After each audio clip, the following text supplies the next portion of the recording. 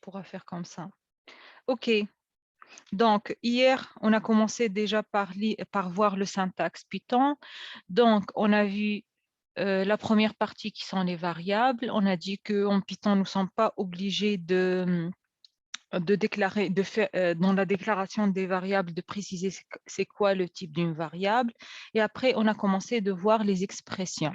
D'accord? Donc, on a vu au départ les expressions qui sont basées sur des opérandes et des opérateurs, par exemple des opérateurs mathématiques. Ensuite, on s'est arrêté à la partie expression booléenne. Donc, c'est quoi les expressions booléennes et quel type de valeur peut prendre une expression booléenne?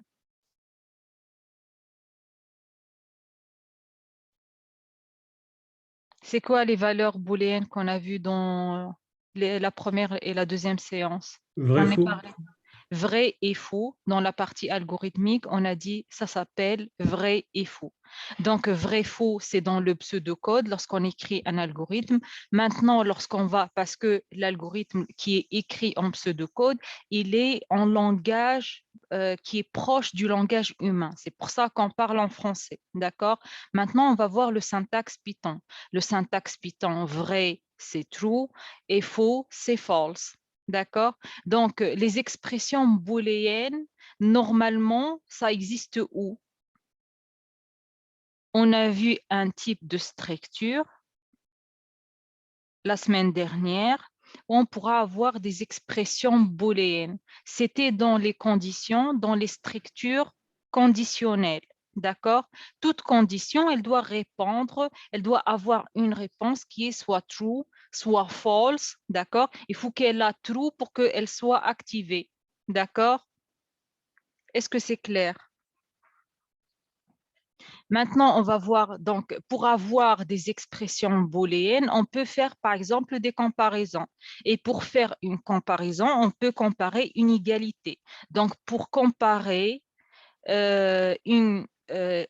par exemple, l'égalité entre une variable et une valeur, par exemple, est-ce que A est égal à 10? On va dire A égale 10. Et j'ai insisté hier sur le fait que égal et égal, c'est pas la même chose. Égal tout court, c'est une affectation. Deux égales, c'est une comparaison. Oui ou non?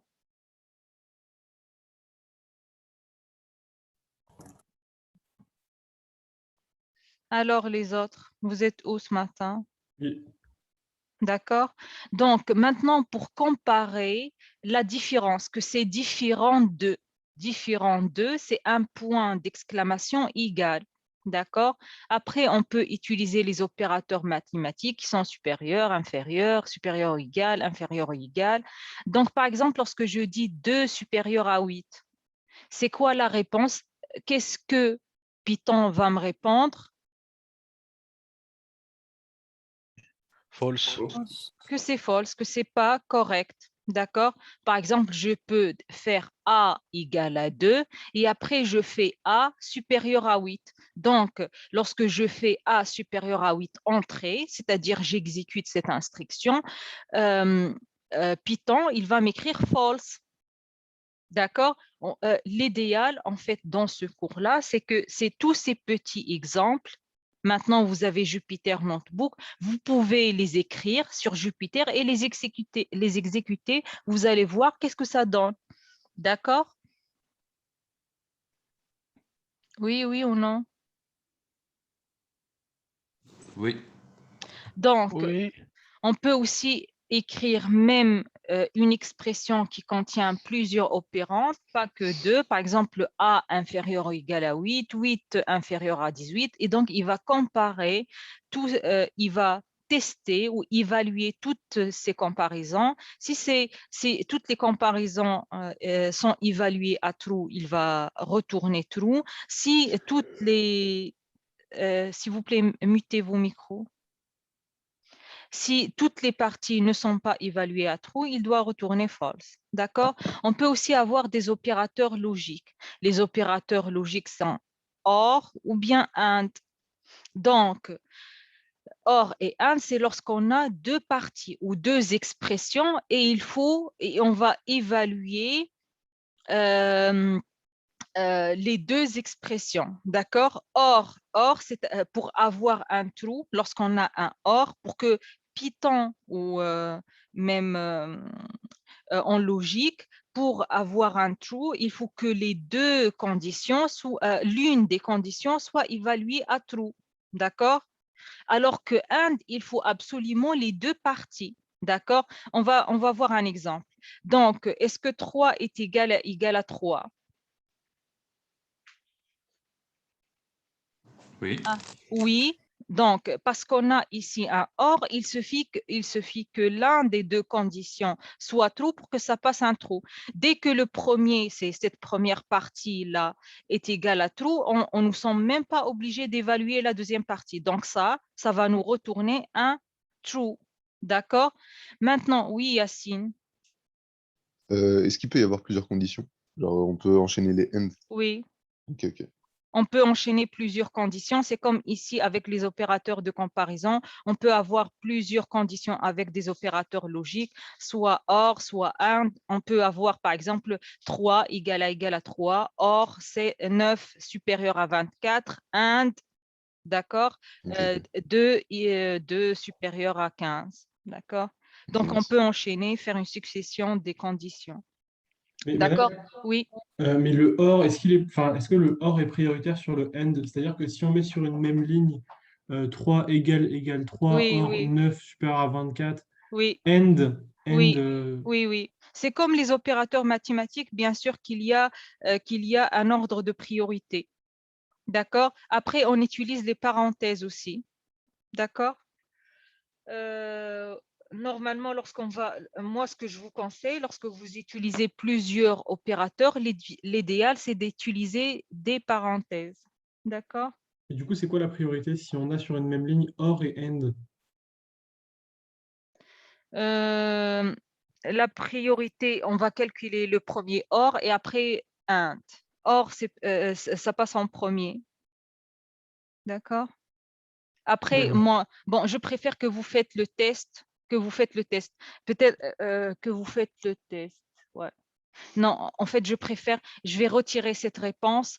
Faites le test et vous allez voir c'est quoi la priorité. Je ne sais pas. D'accord? Ok. OK. Donc maintenant, on va voir l'affectation. Pour faire une affectation ou une assignation, c'est quoi l'opérateur qu'on utilise? Ou quel signe? C'est une simple égale. Oui. D'accord? Donc, on affecte une valeur à une variable en utilisant le signe égal. C'est-à-dire, par exemple, lorsque je dis A égale à 2, c'est-à-dire que j'ai créé une variable qui s'appelle A, c'est-à-dire que j'ai cherché de l'espace mémoire qui est libre, je l'ai labellisé A, d'accord? Et après, j'ai stocké dedans une valeur 2, d'accord? Donc, dans cette affectation, la partie de gauche, elle reçoit ou elle prend pour valeur la partie droite. D'accord? On peut dire A reçoit 2, on affecte 2 à A ou bien A prend la valeur de 2. D'accord? La valeur, on peut aussi faire une affectation avec, comment dire, on peut aussi, lors de la création de valeurs cumulatives, c'est ce qu'on a vu la semaine dernière, on peut aussi faire des affectations. D'accord? Vous vous rappelez des valeurs cumulatives qu'on a vues à la fin du premier cours? Oui, oui. C'est quoi les valeurs cumulatives?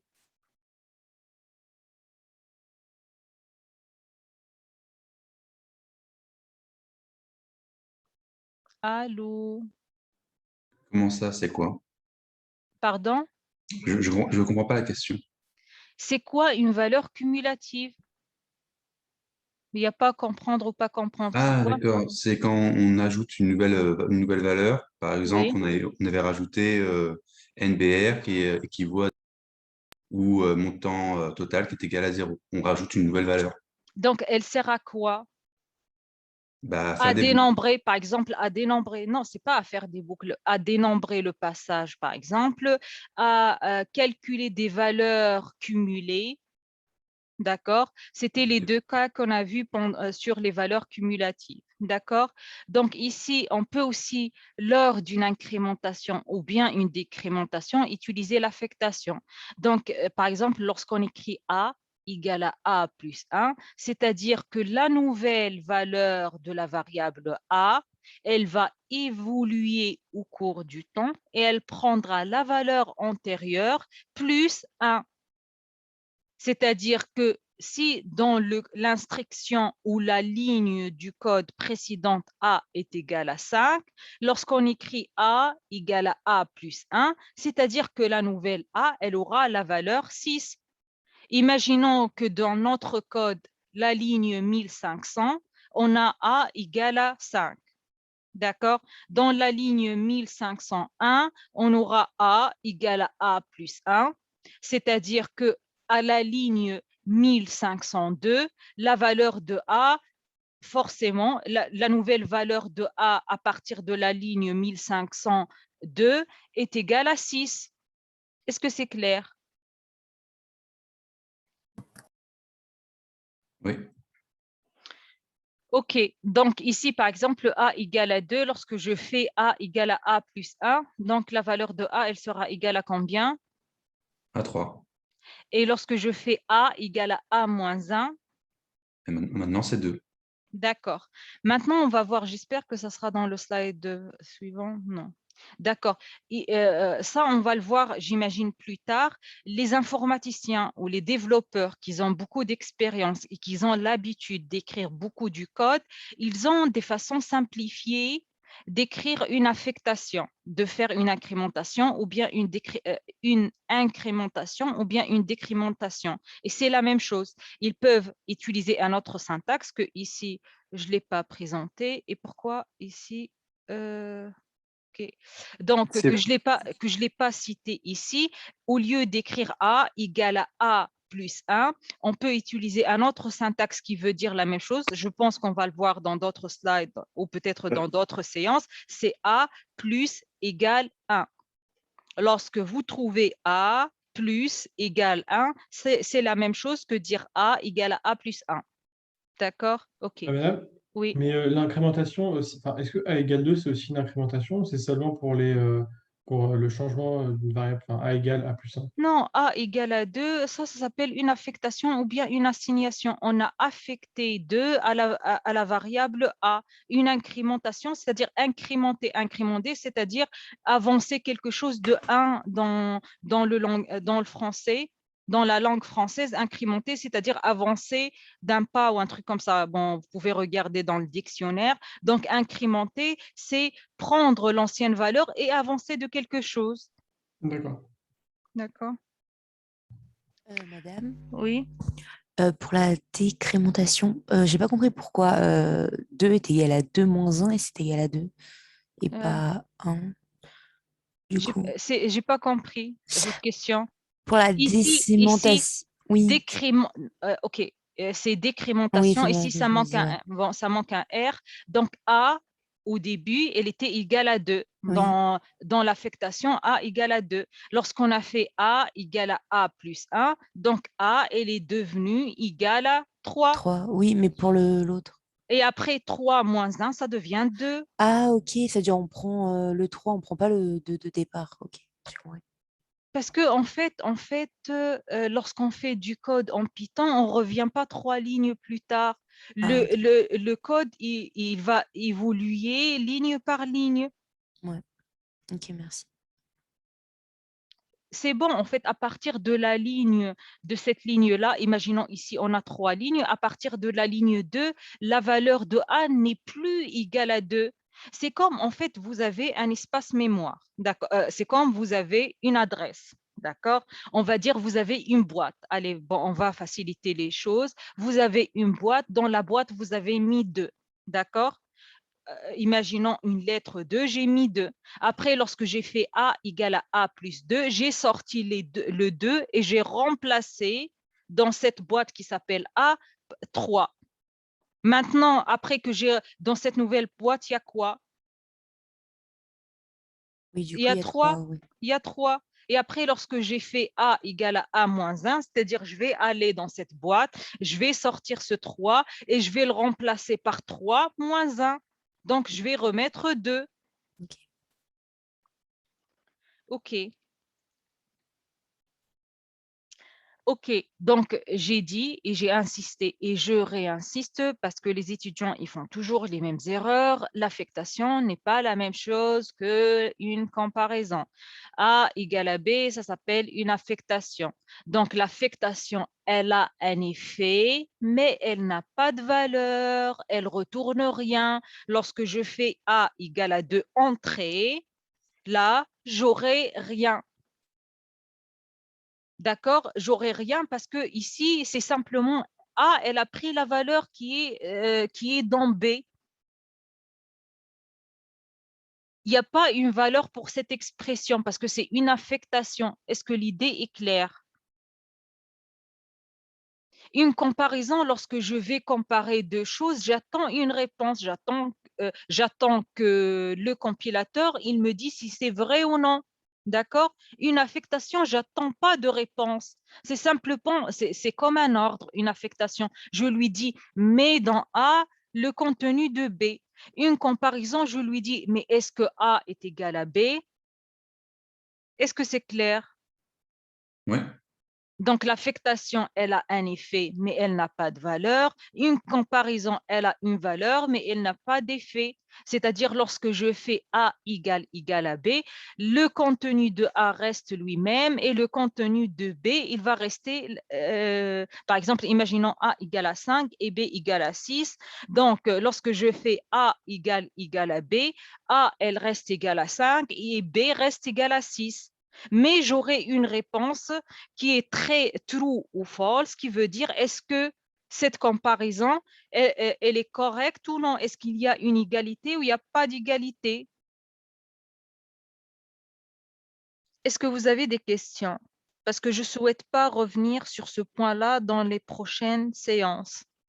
Non, pas de question. Pour tout le monde. Non, c'est bon, merci. OK. Donc là, on va essayer de voir quelques exemples en pratique. Donc, à part une affectation simple, aussi on peut utiliser d'autres formes. D'accord? Donc, A égale à 4, c'est la forme de base. On va affecter à la variable qui est comme une boîte, d'accord? Une valeur qui est égale à 4. Je vais sauvegarder dans cette boîte qui s'appelle A la valeur 4. D'accord? Maintenant, c'est ce que j'ai expliqué tout à l'heure, on peut faire une incrémentation en utilisant un syntaxe. C'est un syntaxe qui est très utilisé par les informaticiens parce qu'ils écrivent beaucoup de lignes de code. Donc, pour aller très vite, au lieu d'écrire A égale à A plus 2, ils vont écrire A plus égale 2. D'accord? Ensuite, on peut faire aussi des affectations multiples. Donc, par exemple, C égale à D égale à 8. C'est-à-dire, j'ai affecté à D la valeur 8 et après, non, c'est une affectation de droite, oui, c'est de droite à gauche, c'est-à-dire j'affecte à D la valeur 8 et après cette valeur 8 qui est dans le D, je vais le réaffecter à C. Donc C, elle sera égale à D, elle sera égale à 8. Est-ce que c'est clair? Ouais. C'est-à-dire ici, parce qu'on a deux possibilités, oui ou non, on peut avoir si D égale à 3 et C avant est égal à 2, on peut imaginer qu'on va affecter ce 2 à C et après 8 à D. Mais non, ici les affectations, c'est de la droite vers la gauche. Est-ce que c'est clair? OK, De droite à gauche? oui. D'accord, ok. Ça, c'est des conventions. C'est celui qui a écrit le langage, il a défini des règles, il faut les respecter. Ensuite, on peut avoir des affectations. OK, si on souhaite faire si on souhaite faire plusieurs affectations en même temps, on peut utiliser une structure de données en Python qui s'appelle les tuples et on aura un cours complet sur les tuples. D'accord? Mais pour le moment, pour faciliter les choses, on ne va pas utiliser le terme tuple, c'est-à-dire si on a plusieurs variables et on souhaite faire des affectations à plusieurs variables en même temps, on peut citer tous les variables E, virgule F, virgule C, virgule D, virgule K, égale, et après toutes les valeurs un par un. Donc, par exemple, ici, c'est E, virgule F égale à 2,7. On fait une virgule, 7, 5.1. C'est-à-dire que le 2,7, il sera affecté à E et 5,1, il sera affecté à F. Est-ce que c'est clair?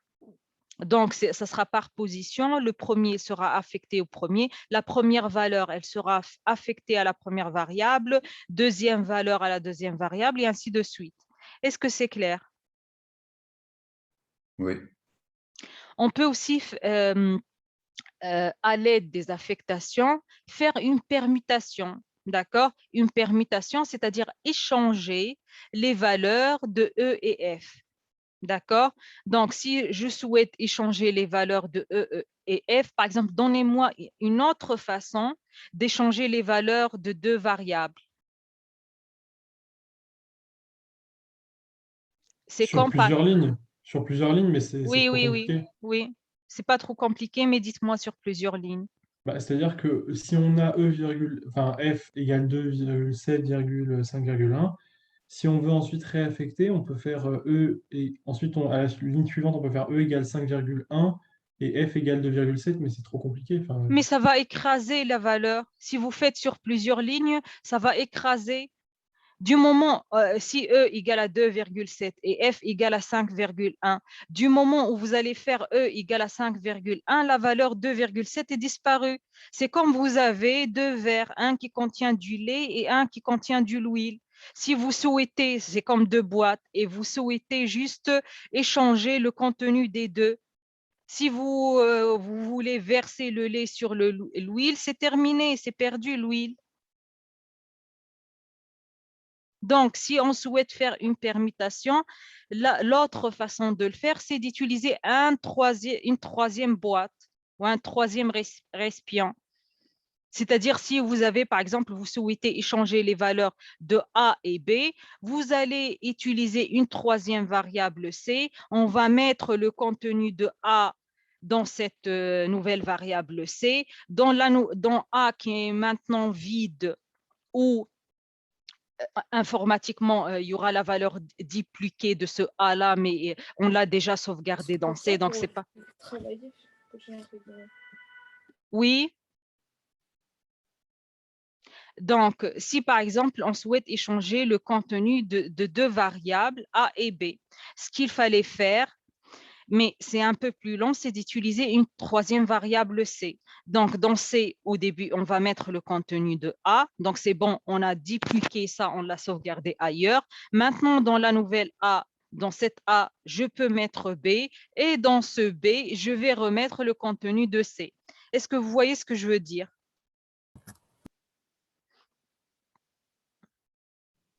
Oui ou non? Oui. La personne qui a dit non. Allô? est-ce que ce serait possible de réexpliquer? Vous avez présenté une nouvelle méthode, c'est ça? En fait, pour permuter la valeur de deux variables. On a dit que deux variables, c'est comme deux boîtes. Comment faire pour échanger le contenu de deux boîtes?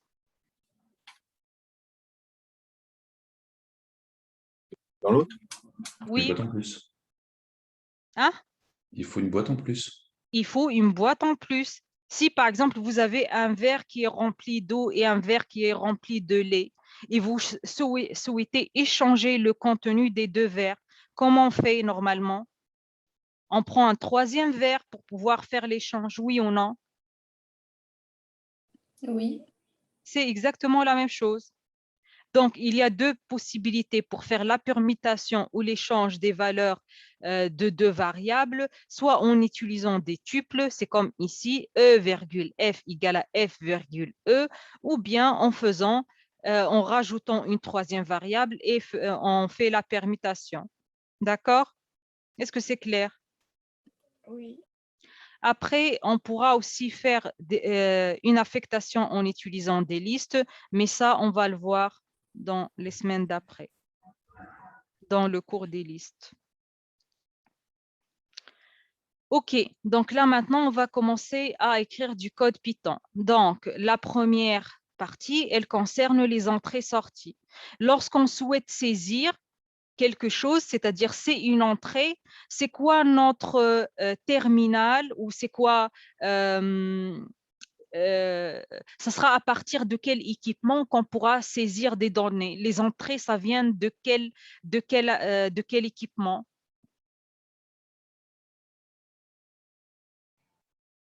Le clavier, C'est à partir du clavier. Et les sorties, ça sera sur quelle partie? l'écran, Ça sera sur l'écran. D'accord? Donc, on a dit pour saisir, lorsqu'on écrit un algorithme, pour saisir des informations, c'est quoi le pseudocode ou le syntaxe qui nous permet de saisir des entrées?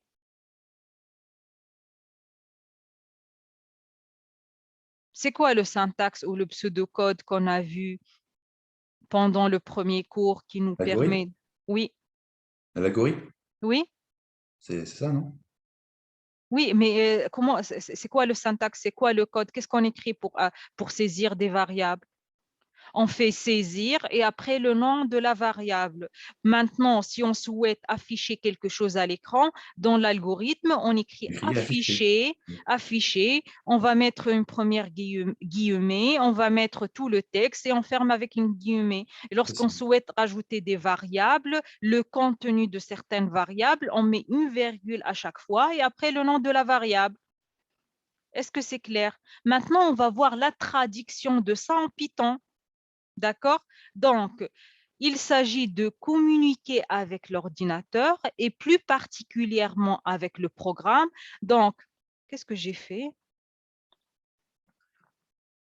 Donc, il s'agit de communiquer avec l'ordinateur et plus particulièrement avec le programme. Donc, par exemple, à l'exécution de votre programme, vous voulez que l'ordinateur vous demande de saisir une première valeur, puis une deuxième valeur et vous affiche la somme des deux valeurs, leurs différences et leurs produits. D'accord? Donc, ici, on souhaite écrire un programme qui s'appelle première entrée-sortie. Donc, on va voir une exécution, comment ça se passe, c'est quoi le résultat final lorsqu'on va écrire le code Python. Donc, sur ce terminal, imaginons on a exécuté une fonction Python qui s'appelle entrée-sortie.py. Donc, c'est un programme Python qu'on a écrit qui permet de faire ça. Donc, on a fait un petit affichage très sympa, des étoiles, 2 étoiles, première entrée-sortie, étoile, des étoiles. Et après, un premier message, entrée un flottant, 2 points. Donc, l'utilisateur, il a saisi 2,45. Donc, ça, on l'a stocké. On a déclaré une variable dans notre code qui a stocké le 2,45. Ensuite, on a affiché un message entrée un autre flottant. Donc, l'utilisateur, il a saisi 32. Ensuite, on a calculé la somme. La somme des deux, ça fait 34,45. La différence, c'est moins 24,55. Et le produit, c'est 78,4. D'accord? Maintenant, on va voir comment écrire du code Python pour pouvoir réaliser ce programme informatique. D'accord? Donc, pour pouvoir saisir des variables, d'accord? En Python, on a la possibilité de faire l'affichage plus la saisie en même temps avec une seule ligne de code, d'accord? Dans d'autres langages de programmation, ce n'est pas toujours le cas, d'accord? Donc, en Python, c'est quoi la syntaxe? On va utiliser une instruction qui s'appelle input, qui permet d'effectuer une saisie. Donc, le résultat est toujours, le résultat de cette instruction qui s'appelle input, elle est de type chaîne de caractères. D'accord? On va voir après comment on fait si on souhaite saisir plutôt d'autres types. OK, on va le voir tout de suite. OK. Donc là, par exemple, on souhaite afficher un message à l'utilisateur pour pouvoir entrer son prénom. Donc, c'est quoi l'instruction Python? Ça, c'est le code Python qu'on va écrire dans Jupyter Notebook et qu'on va l'exécuter pour afficher un message « Bonjour Alex » par exemple. « Bonjour Myriam »,« Bonjour Marie ». D'accord? Donc, c'est quoi le texte? C'est prénom. Donc, je déclare une variable qui s'appelle prénom. Dans cette variable-là, cette variable prénom, elle va recevoir le résultat de la saisie après un message affiché qui est « Entrez votre prénom ». Donc, uniquement avec cette ligne de code, il y a 3 choses qui vont se passer. Un message qui s'appelle « Entrez votre prénom ». L'utilisateur va saisir quelque chose. Ce que l'utilisateur va saisir sera stocké dans une variable qui s'appelle prénom.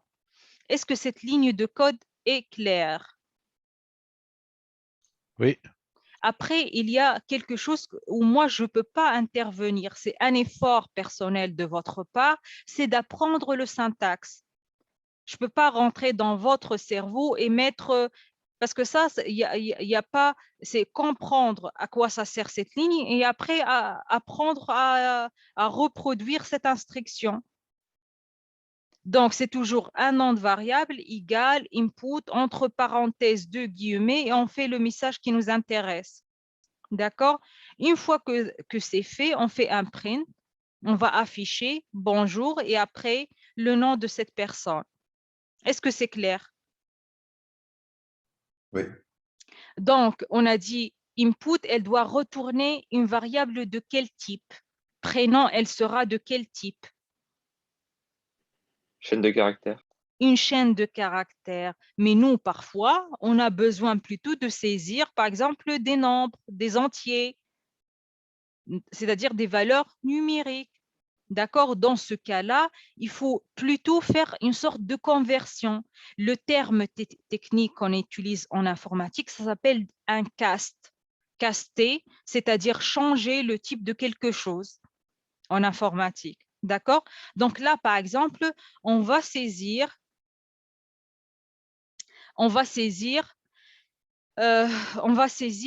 demander à l'utilisateur de saisir un flottant. Donc, on va déclarer une variable qui s'appelle A1.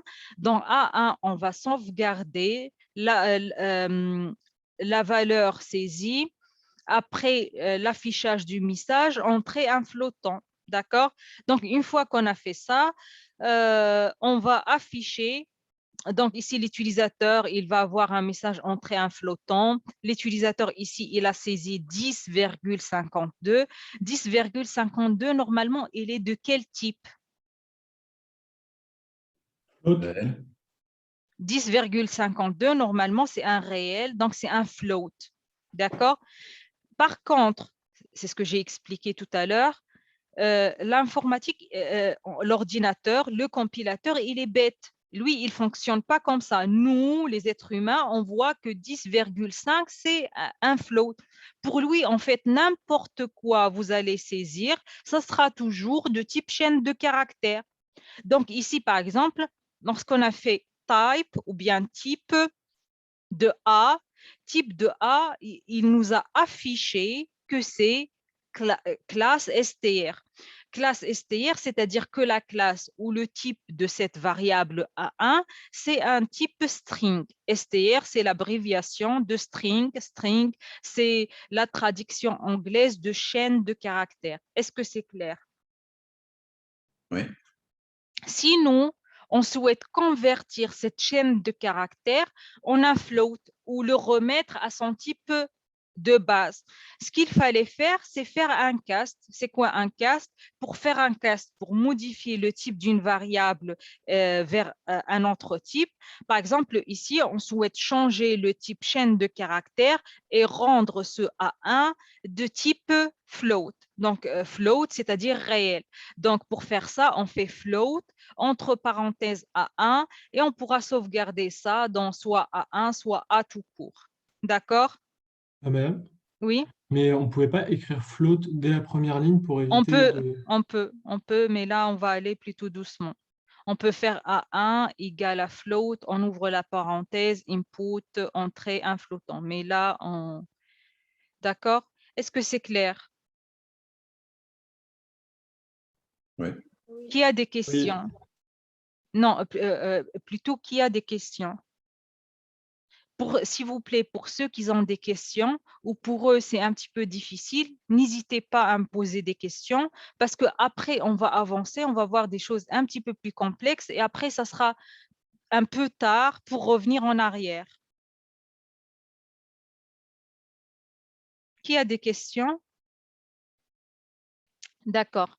Donc, on a vu comment saisir, sauvegarder des entrées qui peuvent être de type chaîne de caractères ou autre type et comment les sauvegarder dans le type approprié. Ensuite, maintenant, on va voir comment afficher des messages. Donc, ça s'appelle une sortie parce qu'elle va sortir sur l'écran. D'accord? Donc, pour faire des sorties, d'accord, ou pour faire des affichages, on va utiliser l'instruction print. En Python, l'instruction pour faire ça, c'est print. Pour afficher un message, on utilise print. Donc, print, elle permet d'afficher des sorties à l'écran. Par exemple, ici, on a créé une variable A, on a mis dedans 45. Qui pourra nous expliquer cet exemple? Allez, Henri. Bah là, on lui demande d'afficher le produit de A fois B. Non, non, vous allez faire ligne par ligne. À quoi ça sert la première ligne? À quoi ça sert la deuxième? Et Ah, ainsi de suite. la première et la deuxième, c'est une affectation. Ensuite, D'accord. la troisième, on lui demande d'afficher la première ligne. Enfin, Oui. ouais, la valeur de Non, A. print A, elle permet d'afficher la valeur de A. Oui. Oui. Ensuite, print somme de A plus B, bah, ça permet d'afficher la somme de A plus B. Voilà. Donc, on aura un premier message qui sera affiché, c'est somme de points. Et après, on aura la valeur de la somme de A plus B. Donc, on va calculer, le compilateur va calculer A plus B, qu'est-ce que ça donne. Il va nous afficher un petit message, somme de points, et après la somme de ces deux-là. Donc, on aura le résultat qui est dans la ligne d'après. Donc, ça sera somme de points 34,45. D'accord? Ensuite, Print différence A moins B, il va afficher différence de points, donc ce qu'il y a entre guillemets, et il va afficher le A moins B, quoi. Il va calculer, le compilateur va calculer A moins B. tout à fait. Ici, vous voyez quelque chose de très important, c'est on a mélangé dans cet affichage des messages, c'est du texte que nous, on a mis, plus des valeurs, oui ou non? Donc là, par exemple, différence qui est entre deux guillemets avec les deux points, ça c'est un message. A moins B, c'est une valeur, c'est le contenu c'est une valeur, c'est le contenu de A moins B. Donc ici, à chaque fois, on souhaite écrire des messages plus des variables. Il faut rajouter toute la partie message avec des guillemets. Et lorsqu'on va séparer, pour séparer la partie variable et la partie message, on rajoute des virgules. Est-ce que c'est clair? Oui. Oui. OK. Ensuite, Alexandre, vous allez finir cet exemple. Ensuite, on demande d'afficher produit de points et l'ordinateur calcule A fois B.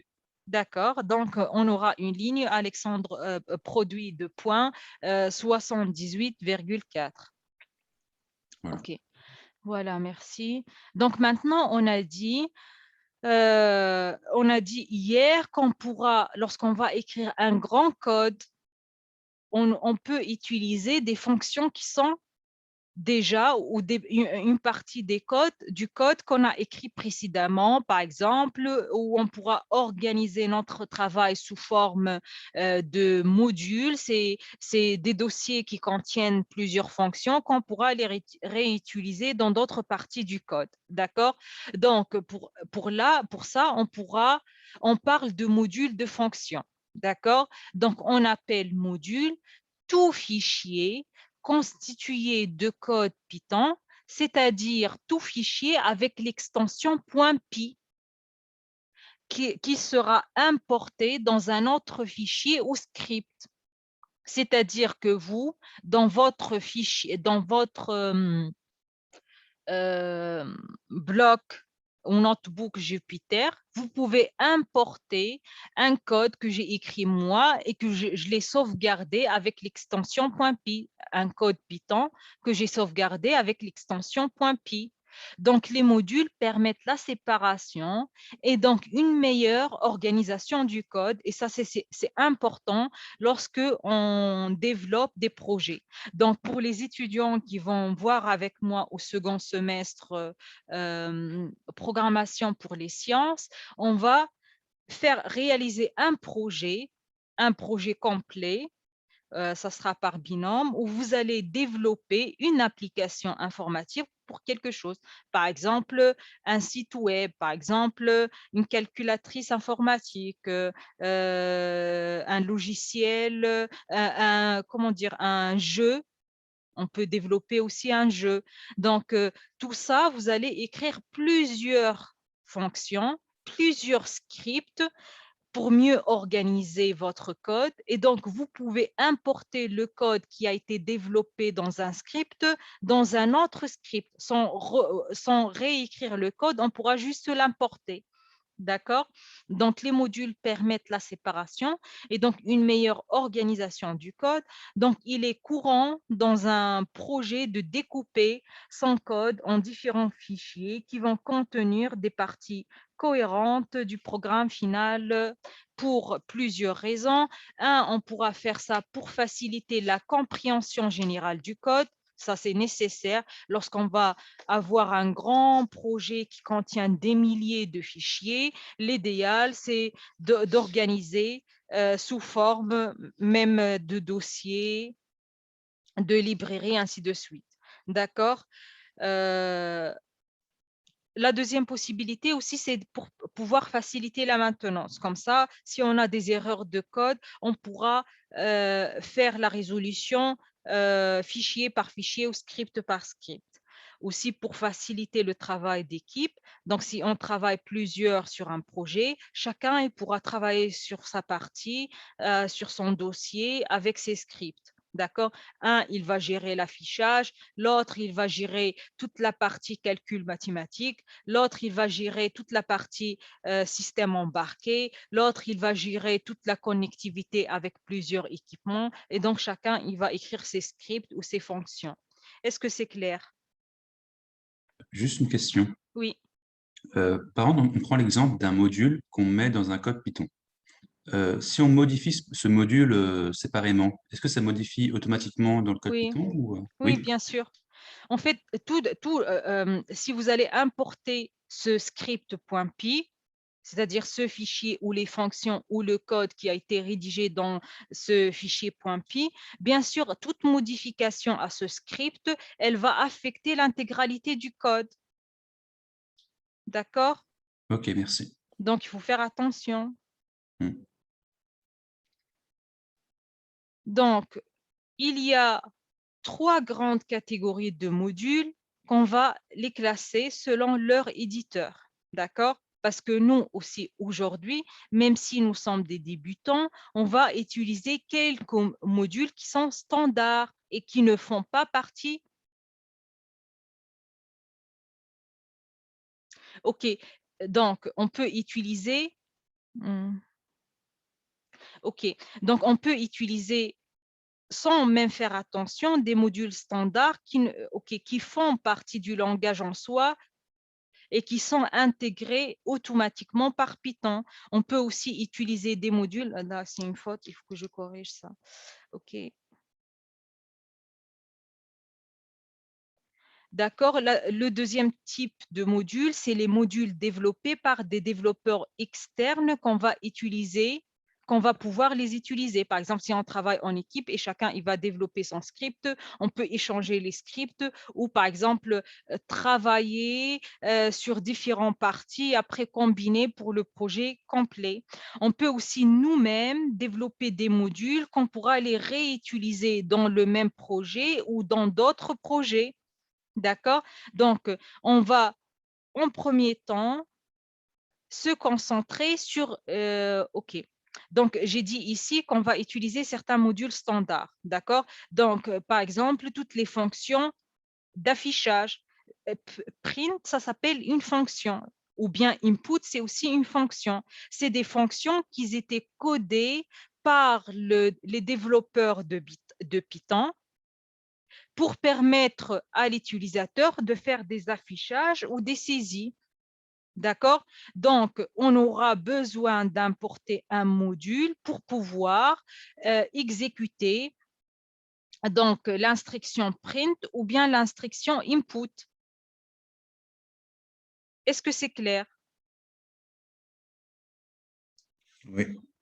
Donc, au début, avant de commencer même de développer nos propres modules, on va obligatoirement utiliser du code, soit qui a été développé par les créateurs du langage Python. Plus tard, on pourra utiliser du code qui a été développé par d'autres développeurs. Et ensuite, on va développer des modules qu'on pourra les réutiliser dans d'autres codes. D'accord? Donc, ces trois catégories, c'est les trois grandes catégories de modules qui existent en Python. Donc, pour pouvoir importer un module, d'accord? Par exemple, on a le module maths qui va nous permettre d'importer des fonctionnalités pour faire du calcul mathématique. D'accord? On ne va pas développer from scratch, c'est-à-dire dès le début, toutes les fonctionnalités pour faire l'exponentielle, pour calculer l'intégrale, pour calculer la puissance, etc. Ça a été déjà défini, écrit par d'autres développeurs. Donc, on va s'en servir de ces fonctionnalités sans écrire le code qui permet de faire une puissance ou pour faire une multiplication, etc. D'accord? Parce que lorsqu'ils ont commencé à écrire Python, il n'y avait rien. Il faut expliquer à l'ordinateur c'est quoi puissance, c'est quoi exponentielle. Donc, il y avait des gens qui ont codé tout ça avant nous. Mais nous, on va utiliser ces fonctionnalités. Donc, un programme Python va généralement être composé d'un script principal. Le mot technique qu'on utilise toujours ou que les informaticiens utilisent pour dire script principal, c'est le main. Donc, dans chaque programme informatique, il y aura un main qui va importer différents modules, c'est-à-dire différents fichiers Python pour pouvoir les utiliser. Donc, pour pouvoir importer un module, on va simplement écrire import et après le nom du module. Si par exemple, dans notre code, il y aura des opérations mathématiques, on va faire import math. Vous voyez ici, dans mon terminal ou mon invite commande, j'ai appelé le langage Python. C'est la même chose. Vous pouvez faire la même chose, mais plutôt avec un Jupyter Notebook. Moi, je travaille avec un terminal, donc je lance Python et après, j'écris du code Python. Donc, ici, j'ai importé math. Est-ce que c'est clair? Donc ici, avec import math, j'ai importé un module, ou plutôt le mot technique le plus utilisé par les informaticiens, c'est un package. J'ai importé le package math. Est-ce que vous avez des questions? Non. D'accord. Donc, dans un module ou dans un package, on peut avoir plusieurs fonctions, d'accord? Pas une seule. C'est-à-dire, dans maths, il n'y a pas qu'un seul fichier .py, il y a plusieurs fichiers .py, d'accord? Et avec plusieurs fonctionnalités. Donc, on peut importer tout le package ou on peut importer une partie du package, une fonction, deux fonctions, trois fonctions. Vous allez me poser la question, mais pourquoi on n'importe pas tout le package? Parce que pour des raisons, pour aller plus vite, si on souhaite que notre programme il soit beaucoup plus rapide, c'est plus avantageux, d'accord? Ou c'est plus rapide d'importer uniquement quelques fonctions. Parce que si on va importer tout le package qui contient 1000 fichiers, ça va mettre beaucoup de temps lors de l'exécution. Parce qu'on va dire à Python, ou bien au compilateur, il faut que tu tiennes courant des définitions de toutes les fonctions qui existent dans le package X. Il se D'accord? trouve où ce module maths? C'est dans le langage Python. C'est une librairie ou c'est juste c'est de base dans. C'est exactement, c'est le même mot technique, on va dire, c'est une librairie. Package ou librairie ou module, c'est la même chose. Donc, à partir d'un package, on peut y importer une fonction ou plusieurs fonctions. Donc, pour importer la totalité, il y a deux façons de le faire. D'accord? Premier syntaxe, c'est import et le nom du package. Deuxième syntaxe, c'est from, le nom du package, import étoile. Étoile, étoile dans plusieurs langages de programmation veut dire all. All, c'est-à-dire tout. Oui, Henri. Du coup, on peut faire, si par exemple on fait import numpy as np, Oui, on importe tout en fait. oui, on importe tout et on va lui rajouter un alias qui s'appelle NP. Mais ça, on va le voir. D'accord? Donc, par exemple, si on fait from math import étoile, c'est-à-dire on a importé toutes les fonctions qui sont dans le package math. D'accord? Donc, si on fait ça, donc il y a deux possibilités. Soit on fait import math, soit on fait from math import étoile. Et ça veut dire la même chose. D'accord? Ensuite, on va voir comment on peut importer uniquement quelques fonctions. D'accord? Est-ce que vous avez des questions?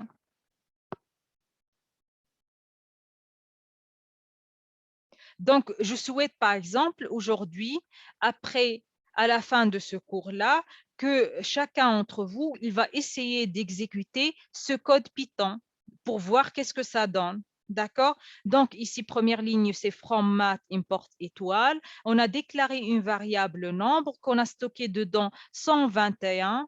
On a déclaré une deuxième variable qu'on a appelée angle et on a stocké dedans pi divisé par 6. D'accord? Ensuite, on va afficher un message à l'écran où il y a dedans racine carrée 2, le nombre qui est le 121 est égal, et après, on va utiliser une fonction qui existe dans le package ou bien le module math qui s'appelle SQRT, qui permet de calculer la racine carrée. Donc, ce que vous devez apprendre aujourd'hui, par cœur, c'est que pour calculer la racine carrée en Python, on utilise une fonction qui s'appelle SQRT. Donc, SQRT, entre parenthèses, on met la variable pour retourner la racine carrée de cette variable. On va faire la même chose pour le sinus. Donc, sinus, on va donner l'angle en radian égal à sinus et entre parenthèses cet angle. Donc, par exemple, lorsqu'on va exécuter ce programme informatique, donc la racine carrée de 121, elle sera égale à, donc le message qui sera affiché suite à l'exécution de ce script, ça sera racine carrée de 121 égale à 11,0 et le sinus de 0,52 radians, qui est le 30 degrés, est égal à 0,5. Est-ce que c'est clair? Qui a des questions? Abdel, par exemple, est-ce que c'est clair pour vous? Ou Abdoulaya, Adam, Adrien, C'est clair. Amira? Excusez-moi.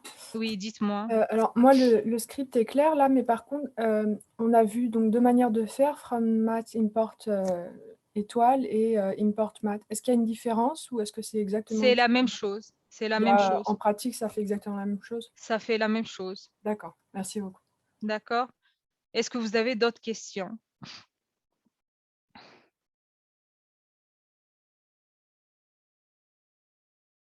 Ok, parfait, tout va bien.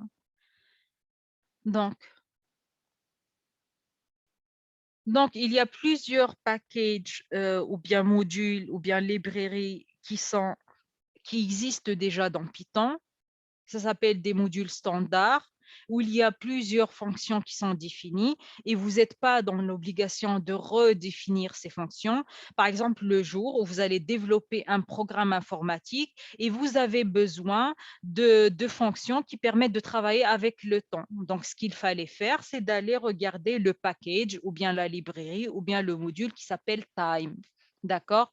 Si vous avez besoin, par exemple, de fonctions pour travailler sur des fonctions du calendrier, donc il faut voir le package Calendar.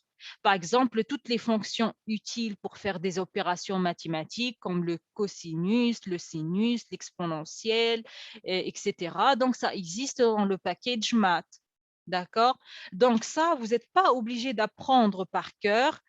Après, vous allez avoir des réflexes d'informaticien, c'est-à-dire vous allez apprendre à comment chercher. L'objectif de ce cours-là, c'est d'apprendre les bases, les notions de base pour coder, écrire un algorithme, raisonner, trouver une solution d'un programme informatique, écrire du code, le traduire en Python, d'accord? Et après, bien sûr, dans un cours, on ne peut pas vous donner tous les outils pour devenir des experts, d'accord? Ça vient plutôt avec les stages, les expériences, etc. D'accord? Donc, le jour où vous allez avoir de certaines fonctions qui travaillent de récupérer des informations sur Internet, vous allez chercher les fonctions qui existent dans le package URL lib2, par exemple. D'accord? OK. Donc, dans ce cours-là, on va utiliser quelques fonctions qui sont dans certains packages, mais on ne peut pas couvrir tout. Et même en tant que professionnel, je ne maîtrise pas tous ces packages-là et je n'ai pas travaillé avec tous ces packages. D'accord? Après, chacun il a sa spécialité. Donc, maintenant, on va commencer à développer des packages et essayer de les importer.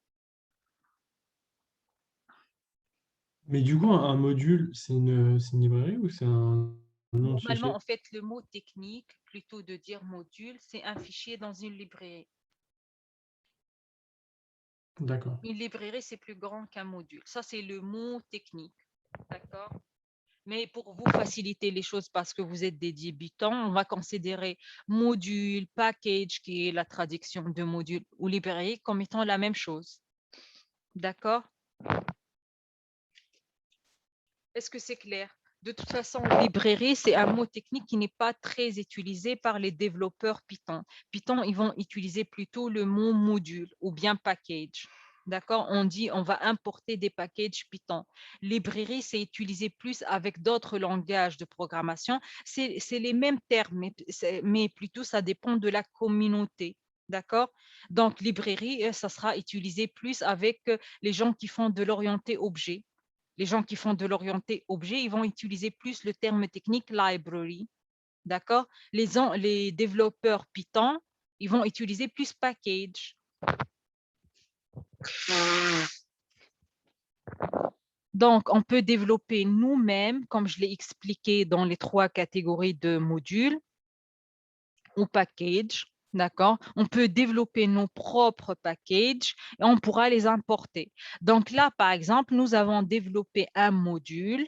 D'accord? Pour faciliter, on va limiter un module à un seul script. Mais il faut savoir, dans un module, on peut développer plusieurs scripts, donc plusieurs fichiers .py. Donc, nous avons développé un module qui est nommé bonjour.py qui contient une fonction dit bonjour qui fait simplement un affichage. Après, il y aura un cours complet qui est sur les fonctions. Donc, on ne va pas essayer trop de rentrer dans les détails, c'est quoi les fonctions aujourd'hui, mais on va dire, on a créé un script Python, on a sauvegardé ce script Python avec l'extension .py qui permet simplement de faire un affichage. D'accord? Donc, maintenant, on souhaite réutiliser cette fonctionnalité qui permet d'afficher le message bonjour dans un programme. Donc, par exemple, dans un programme principal. Comment on appelle un programme principal? Main. Main, tout à fait. Donc, toujours notre programme principal, c'est notre fonction main, c'est le programme main. D'accord? Donc, dans notre programme main, on souhaiterait utiliser le contenu de ce script bonjour.py. Donc, pour pouvoir le réutiliser, et ça c'est important, il faut sauvegarder le fichier .py dans le même répertoire que notre script principal ou que notre programme principal ou que notre fonction main. Donc, ça, c'est de 1. Donc, il faut faire attention. Vous n'allez pas sauvegarder des fichiers un petit peu à droite et à gauche. Et après, vous allez essayer de faire des importations. Et après, ça ne marche pas. Vous dites, mais pourquoi ça ne marche pas? D'accord? Donc, il faut que tout soit dans la même répertoire. D'accord? Une fois qu'on a fait ça, on fait simplement import bonjour. Lorsqu'on fait import bonjour, Python, qui est parfois intelligent, il va simplement chercher soit dans les modules standards. En premier temps, il regarde dans les modules standards s'il y a un module qui s'appelle bonjour. Il n'a pas trouvé ça. Il va regarder dans la répertoire, d'accord, dans notre projet, c'est le dossier du projet. Il va regarder dans le dossier du projet s'il y a un fichier qui s'appelle bonjour.py. S'il a trouvé un fichier qui s'appelle bonjour.py, c'est-à-dire pour lui, c'est bon, il va exécuter, il va importer le contenu de ce script Python. D'accord? Donc, une fois qu'on a fait ça, on aura le droit à toutes les fonctions, à toutes les variables, à tout le code qui a été déclaré dans ce fichier .py. Donc là, par exemple, on a appelé la fonction dit bonjour qui a été sauvegardée dans le script de bonjour. Donc, ça nous a affiché Pierre vous dit bonjour.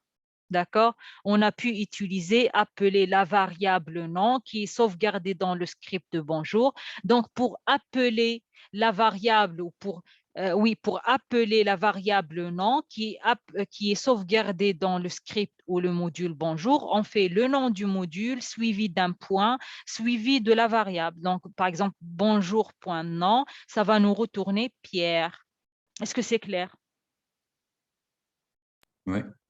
D'accord. Je sais que maintenant, le syntaxe n'est pas très facile et vous n'arrivez pas à comprendre tout. Il faut juste comprendre l'idée globale. Après, lorsqu'on va faire le cours des fonctions, etc., vous allez mieux comprendre tout ça. Aujourd'hui, ce qu'il fallait garder en tête, on pourra développer nos propres scripts. Donc, on développe un code Python, on va le sauvegarder avec l'extension .py.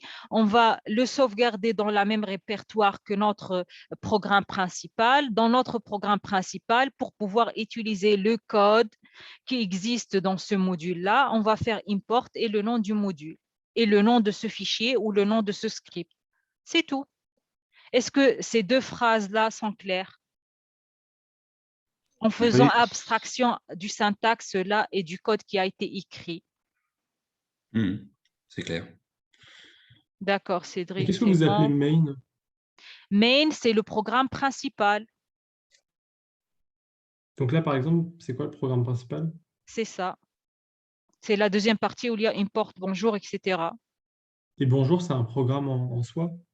Enfin, Bonjour, c'est un programme en soi. C'est un script Python qui contient, en fait, c'est un script Python qui contient plusieurs programmes ou sous-programmes. En fait, d'accord. un module, c'est plusieurs fonctions Python. C'est plusieurs programmes qu'on pourra les réutiliser dans un autre programme. D'accord. Est-ce que vous avez des questions? Non. Le main, du coup, c'est littéralement un fichier qui s'appelle main.py ou... Parfait. Dans un programme Python, un grand projet Python, on aura une fonction qu'on pourra l'appeler main.py qui sera notre programme principal. Ça, c'est les bonnes habitudes des développeurs. Ils créent une fonction qui s'appelle main.cpp ou main. Pour faciliter la compréhension du code. Si vous êtes débutant, vous allez travailler dans un fichier, vous n'allez pas l'appeler main. Ça fonctionne, il n'y a aucun souci, mais vous êtes encore débutante. Est-ce que c'est clair? Merci. Et madame, j'ai une question du coup, c'est-à-dire que ce programme principal qu'on a appelé main, c'est ce Oui. programme-là, on va rajouter d'autres programmes. C'est ça. Et Ok. le démarrage, votre code, en fait, c'est la fonction principale qui va elle-même appeler qui va s'en servir des autres fonctions pour pouvoir exécuter le programme. Donc, le corps du programme, le point d'initiation d'un programme informatique, il démarre par ce programme principal, par la fonction main. D'accord, merci. D'accord. OK, on va avancer un peu. D'accord.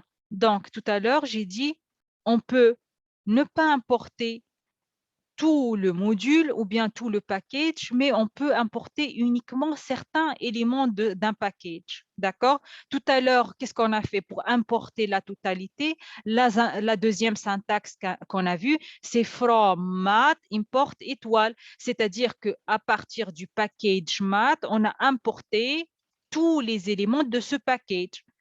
Étoile, j'ai dit, c'est-à-dire all, c'est-à-dire tout. J'importe à partir du module MATLAB la totalité.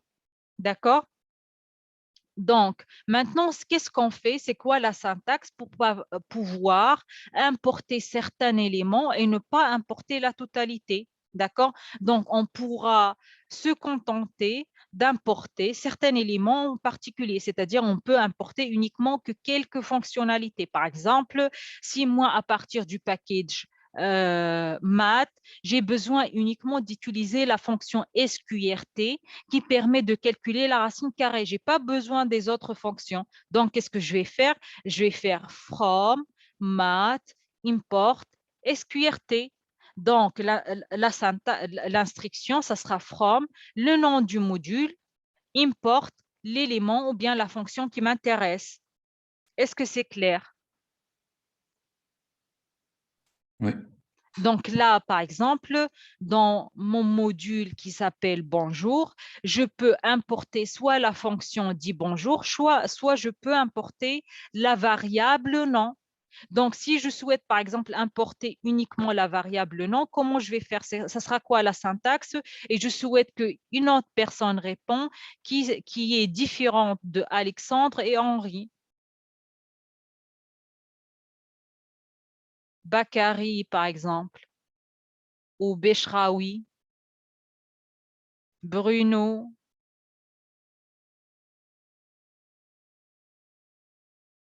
Céline. Vous êtes avec nous ou vous avez juste connecté vos... Non, non, je suis là. C'est juste que j'ai D'accord? pas la réponse. Donc, on a dit, on va faire from, le nom du module. C'est quoi le module? Comment il s'appelle le module? Celui qui n'a pas la réponse, on va essayer de la trouver ensemble.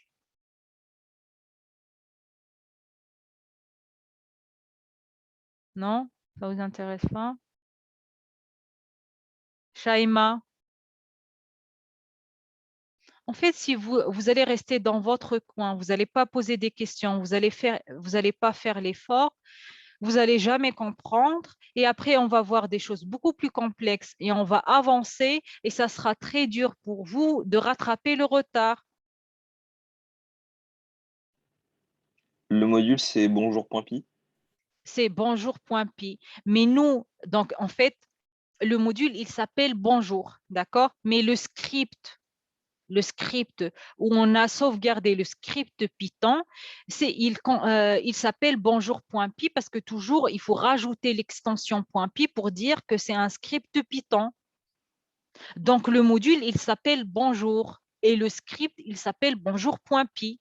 Son script, OK, on va appeler le module bonjour et son script, c'est là où on a sauvegardé ce module. On lui a rajouté l'extension .py parce que c'est un script Python.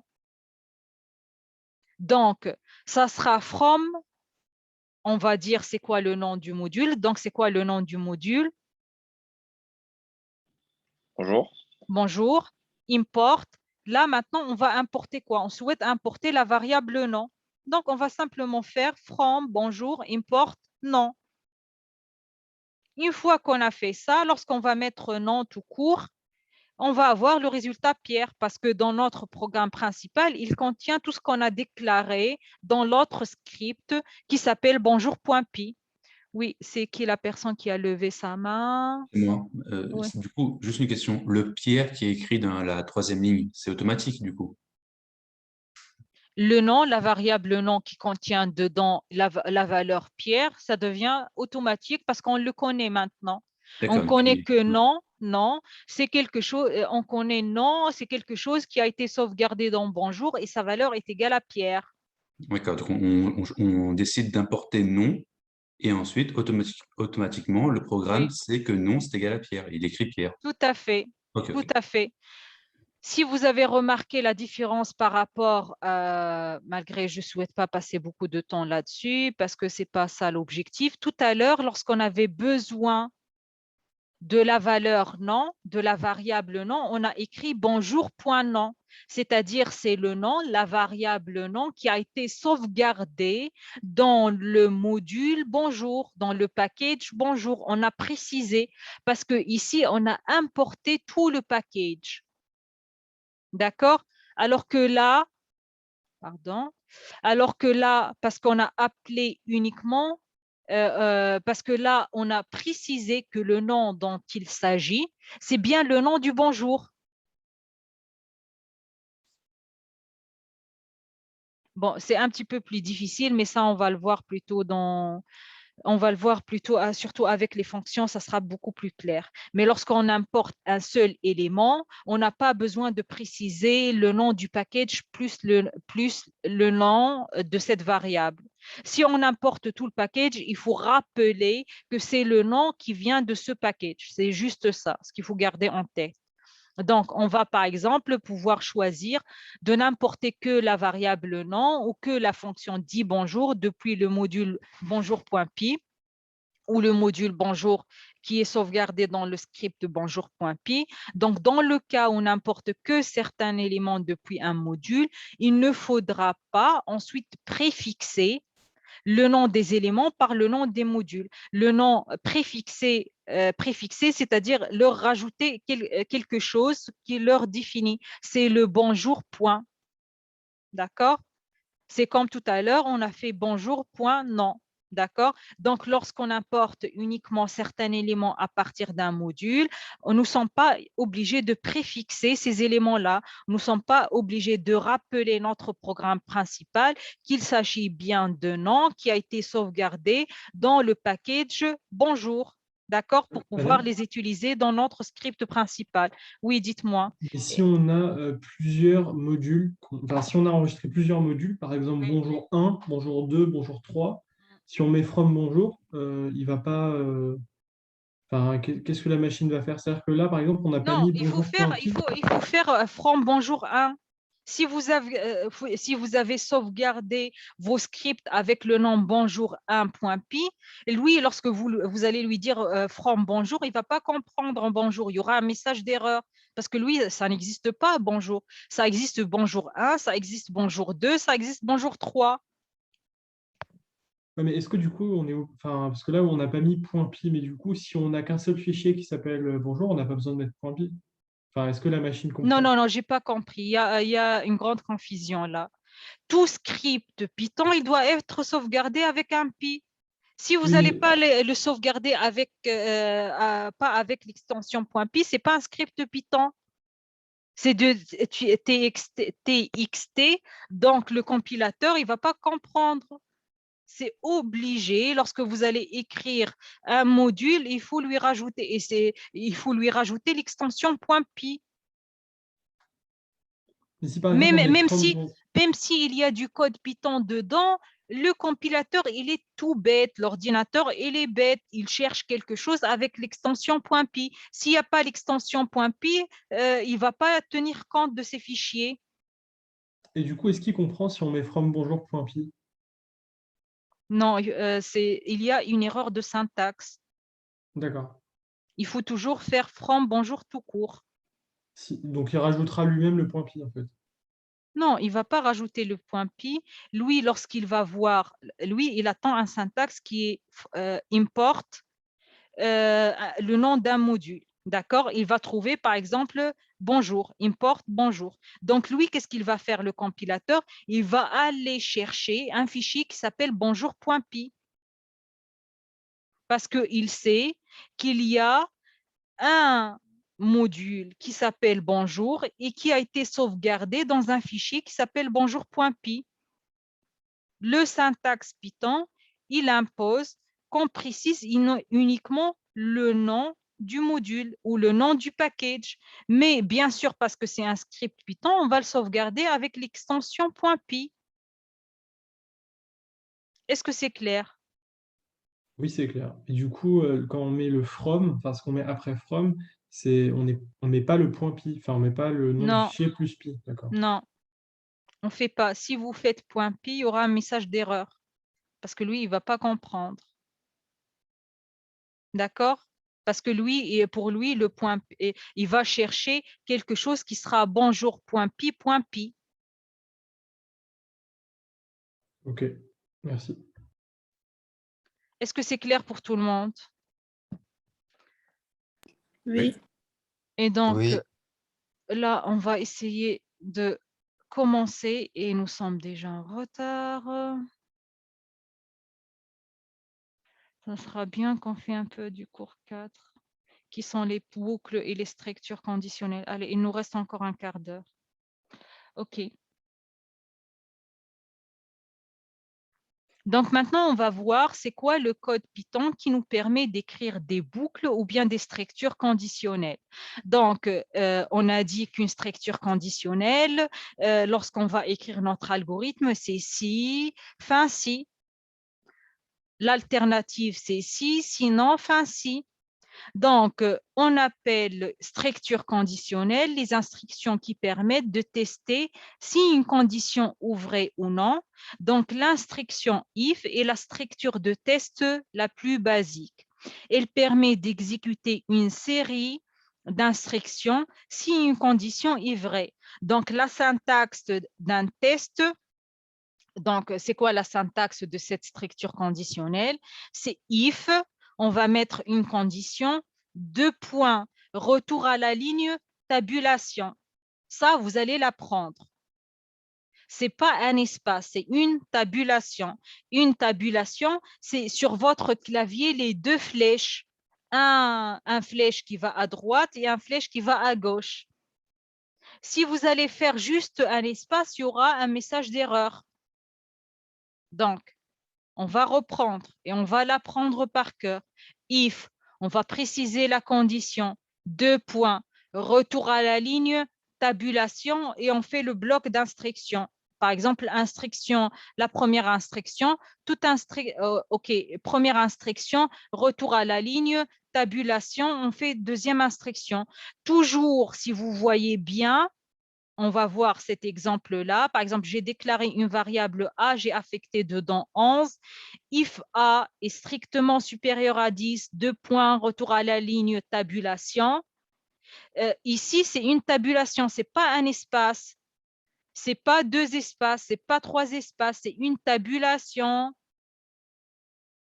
Et les étudiants, ils font toujours l'erreur. C'est toujours une tabulation. Il ne faut pas oublier les 2 points. Donc, on fait un print A est plus grand que 10. Donc, si A est strictement supérieur à 10, on aura un message qui dit que A est plus grand que 10. Est-ce que c'est clair? Oui. Oui. D'accord. Maintenant, on va voir la structure alternative, conditionnelle avec alternative, donc c'est-à-dire une condition et l'opposition de la condition, donc qui est l'équivalent à un sinon. Le sinon, la traduction du sinon avec le langage Python, c'est un else. D'accord? Else 2 points. Il ne faut jamais oublier les 2 points. Est-ce que c'est clair?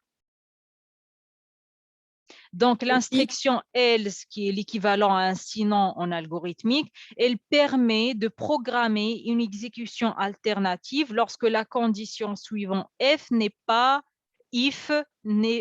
réalisée. Donc, a égale à 20. If a supérieur à 100, 2 points, retour à la ligne tabulation, print a dépasse la centaine.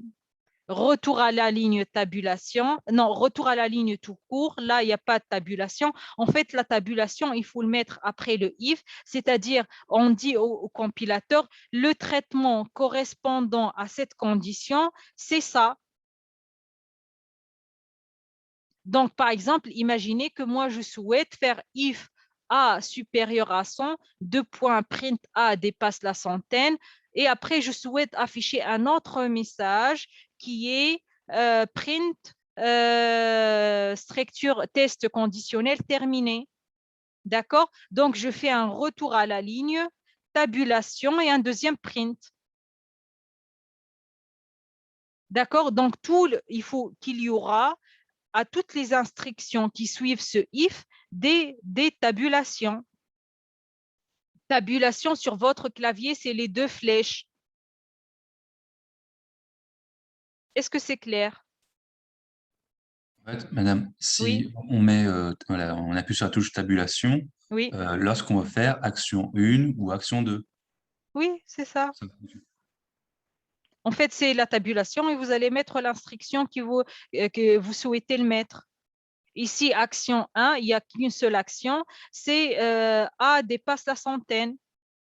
Action, en fait, c'est une instruction, c'est un mot, mais il n'y a pas quelque chose qui s'appelle action Oui, oui, je sais. dans le langage Python, c'est juste une instruction. D'accord? Else, deux points, retour à la ligne, tabulation, print A ne dépasse pas 100. Et j'en suis sûre, même si j'insiste 100 000 fois, vous allez faire ces erreurs-là.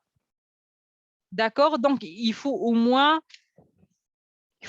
faire des notes. Il faut faire des notes avec ce que je dis sur la partie syntaxe pour ne pas faire ces erreurs-là parce que sinon, vous allez pas réaliser où l'erreur et vous allez répéter les mêmes erreurs et après, ça sera dur de déboguer votre code.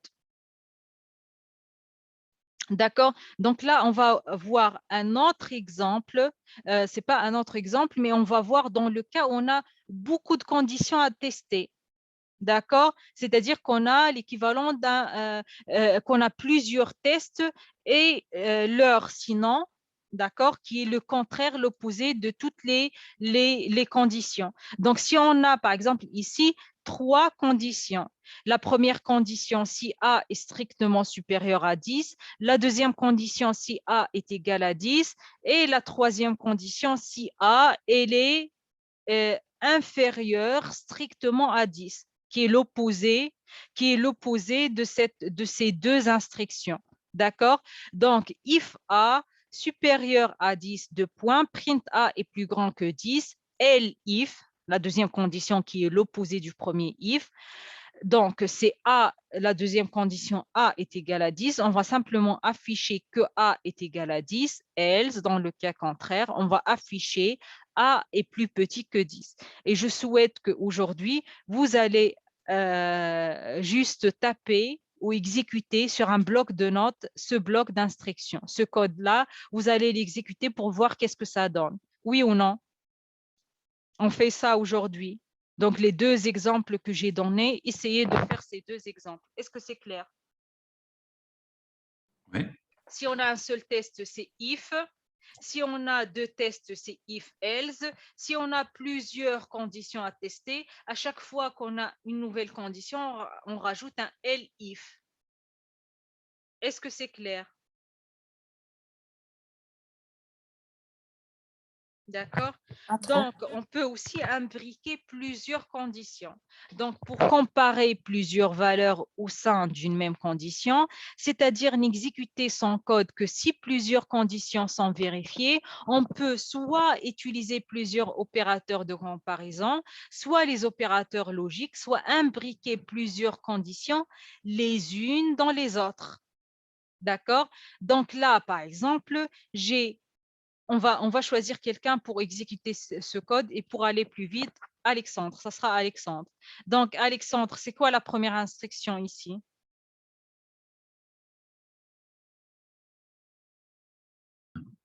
La première instruction, Oui, c'est X qui prend la valeur de 1 et oui, Y qui prend la valeur de 2. parfait. Ensuite, Donc, si X est inférieur à 5 oui, et que donc on fait l'action if if Y est inférieur à 10, oui, on affiche entre guillemets X contient une valeur inférieure à 5 et Y une valeur inférieure à 10. oui. Sinon, Sinon, ce sinon-là, c'est le sinon de quoi? Parce qu'ici, il y a 2 if. c'est sinon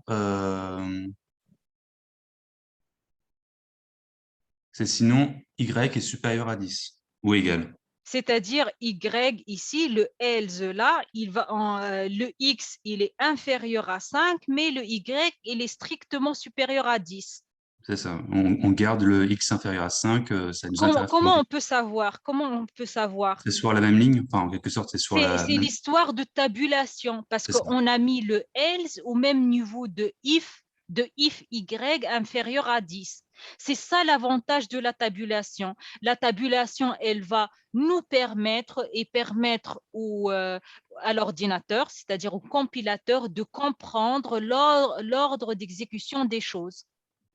Les conditions, de comprendre c'est quoi l'opposé et de quelles conditions. Ici, il y avait deux tests. On teste si x elle est inférieure à 5 et on teste si y elle est inférieure à 10.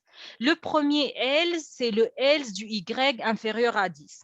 Donc, dans ce cas-là, si c'est le cas, x, elle contient une valeur qui est toujours inférieure à 5, mais le y, cette fois-ci, elle est supérieure ou égale à 10.